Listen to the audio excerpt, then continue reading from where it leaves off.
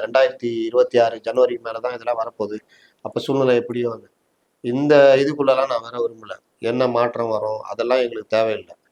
நாங்க சொன்னது ஜாமீன் கொடு. இவர் ஒரு அமைச்சரா இருந்து குற்றம் புரிந்தாருன்னா நாங்க ஜாமீன் இவரு மேல வழக்கு வந்து கைது செய்யப்படுகிறார்.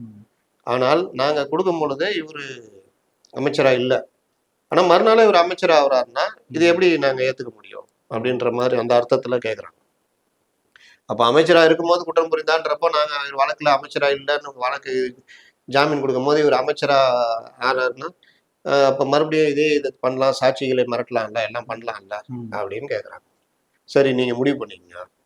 இதுக்கு மேல நான் ஆர்குமெண்ட் வைக்கல, நாங்க மண்டேக்குள்ள ஒரு முடிவு இல்ல முடிவு பண்ணீங்க. ஜாமீனா அமைச்சர் பதவியா முடிவு பண்ணீங்க அப்படின்றப்ப அன்னைக்கே அப்பவே கொடுக்குற மாதிரி ஒரு இது வருது. இவர் வந்து மிலாடில இந்த மாதிரி நாங்க வந்து அப்படி பண்றோன்றப்போ ஒரு 2 நாள் டைம் கொடுங்கன்றாப்புல. அப்பதான் துஷார் மேத்தா உள்ள போகுது.